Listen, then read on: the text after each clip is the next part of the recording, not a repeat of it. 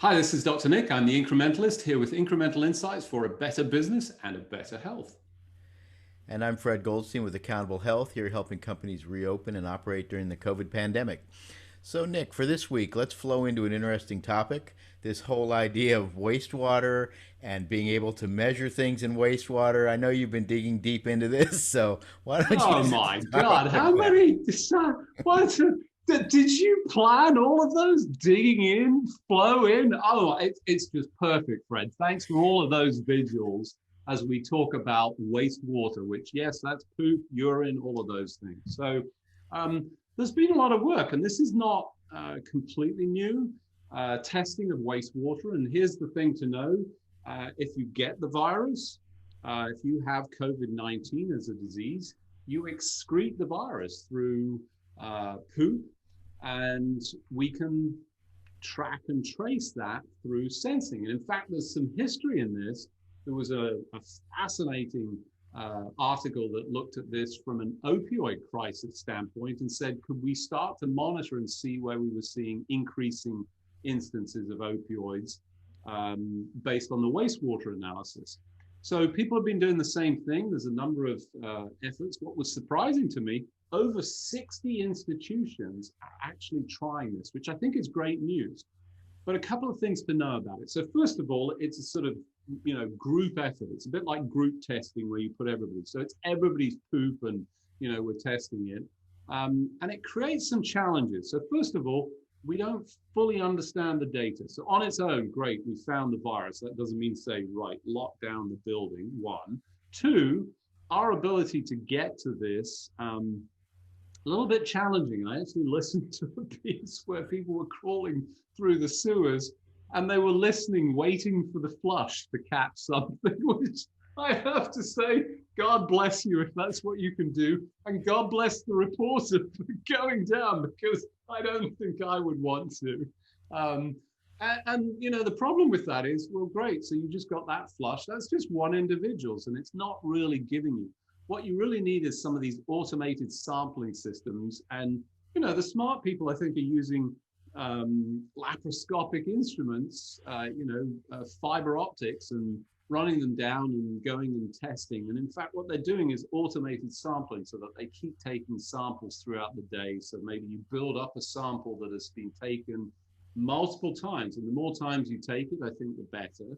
Then you get a result and you get a certain viral load. And I think on its own, yeah, well, it's interesting. If you see some virus that could be old, as people are shedding and they're no longer infectious, we know that's the case.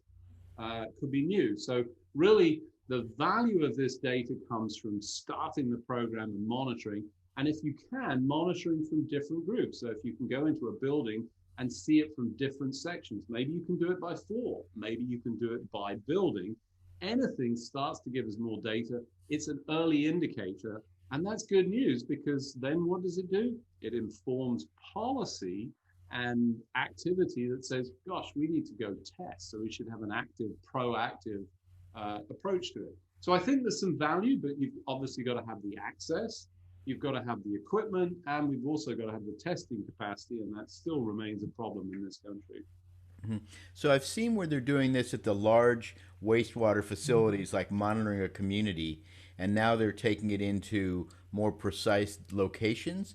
Do you see this? I mean, they've talked at some points about literally using toilets and beginning to put various technologies in those. I know you're into all kinds of technology. Do you see this as being another possibility for ultimately implementing something like that within a home for virus detection or things like that? I don't think it's just virus detection. Why are we not, if we could, sampling? We know, gosh, we use dipsticks for diabetics to look for glucose in the urine, and that's a proactive thing. Why do we not make it the same way? And in fact, I know there's at least one company, and there's probably others, that are going to automate this, and you just essentially build it in to the toilet so that it becomes part of the normal process, and have sampling not just for virus, but for diseases. I think we're going to see metabolites, we're going to see cancer detection. All of these things that will come as part of this will be part of the natural process of sampling that we have from wastewater directly at the individual. And I know potentially creepy, but the reality is, with everything, as it is with COVID, The earlier you identify a problem, the earlier you can mitigate it and do something about it. Which brings me to my question, Fred, which is, so how do we mitigate, or is it possible to mitigate this virus, or is it just an overblown thing and, it's game over, man, as they said in the Aliens movie? Game over, man. So as I look at this, this really came up in our discussions because of what the chief of staff to President Trump said, Mark Meadows, which is we can't control the virus. And you're seeing a lot of lapse and people beginning to get fatigue. It's understood. I'm seeing it in friends and family members and neighbors now, not quite as regimented around trying to do the right thing, getting into larger groups, etc. And this whole idea we can't control the pandemic or the virus is the wrong approach. Heck, we can't control the weather either. But we mitigate, we put a roof over our heads, we wear rain gear. If a hurricane's coming, we evacuate. We do all these things to mitigate the risk of the impact of weather. Why are we saying we can't control the virus as if it's time to give up? And it's not, because we know it's doing real damage to people. Yeah, some people are getting through just fine, but we're seeing neurological issues, we're seeing long term health issues, all kinds of things that we just don't know enough about, and we're seeing people die from this virus. So to say that this is something we can't control and give up, I think is really problematic. And we need to continue to find those ways to mitigate this virus. As you just brought up, one other great tool we're just beginning to understand, wastewater. Add that to the armamentarium to go after solving this and reducing the risk so fewer people get sick, so we can reopen and do those activities. It's a whole heck of a lot easier to reopen if the virus is low in a community than if it's really high and growing like we're seeing now. Who wants to go into a place if you've got a high rate of infection in that community, or even go visit there? So hopefully people don't give up. I know it's tough. It's tough for me. I'm trying to find new activities to do in ways. I'm sure it is for you and everybody else. But it's not about we can't control the virus. Yes, we can't control it, but we can mitigate that risk. And hopefully everybody will hold on to that as we move forward. I think just great points. I love that analogy. We don't sort of control the weather, but we do mitigate it. And it's the same for this. Yeah, it's changed things, but life has changed from what it was like back in the 1800s when people slopped out their wastewater into the street. So if you're a wastewater analysis then, you'd be hanging around with a bucket to try and catch it. We can mitigate, and I think that's the important message. There are solutions. We're getting better at this. We're better understanding, but it's about reducing the risk by applying as many of these intelligent approaches as possible.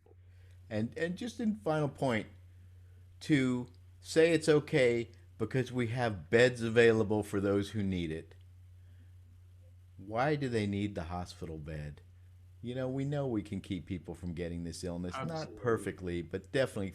It's not about filling up the hospital because we have capacity. So Right. hopefully people will recognize that. We can keep going. And maybe there's some other way we can incent people and get them excited to keep up with what's really a tough thing to do, keeping yourself safe. So once again, Nick, great diving deep into that wastewater issue. Loved it. And this is Fred with Accountable Health. Thanks so much for joining us this week. And this is Dr. Nick. I'm the incrementalist here with incremental insights for a better business, better health.